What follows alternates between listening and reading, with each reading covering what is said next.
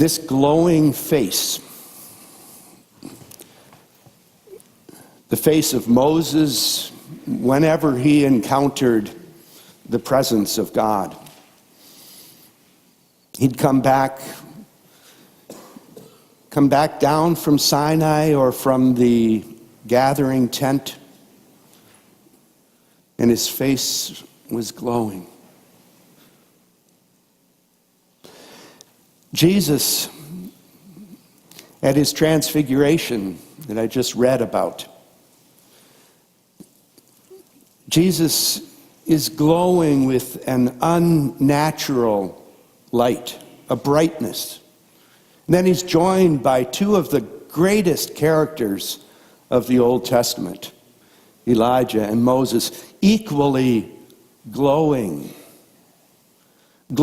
with an energy that we certainly don't try to explain. Glowing with a light that somehow emanates from God himself. Can you imagine, let's say there's 125 of us in the room today. Can you imagine if our encounter with God in word and sacrament, when we come face to face with God, what if it changed us and made us glow? So that when we walk out of these doors and we scatter into the community around us, there's a whole bunch of glowing Christians out there. And it's obvious that we're Christians because we've got this glow.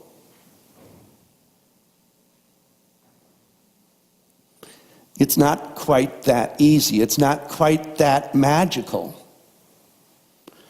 But the point of transfiguration is that we receive something, a light from God. And it changes us. It makes us different. And no, we don't go out into the world glowing. We go out in the world working for justice,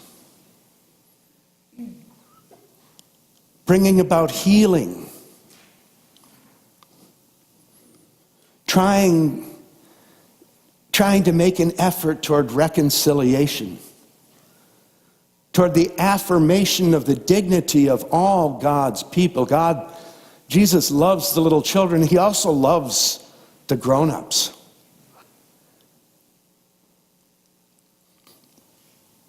If only every one of us all the time showed forth who we are, whose we are.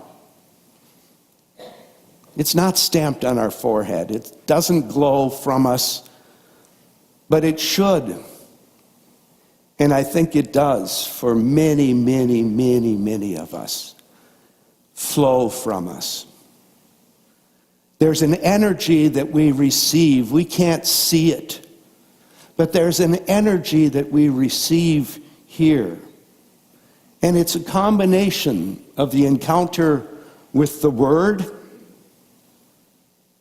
with the sacrament of Christ's presence, and with the fellowship of the people of God.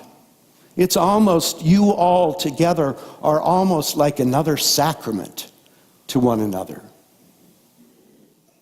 You bear Christ to one another. And then we scatter. We scatter to do God's work out in the world. Whatever our work, whatever our journey through the week is, we take what we have received here, the affirmation of our dignity as children of God.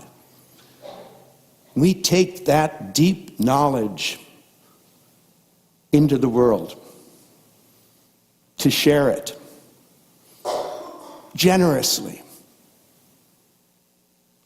everywhere, with everyone, by what we do. Not just by what we say, by what we do in the world. And Jesus says, they'll know you are Christians by your love. Amen.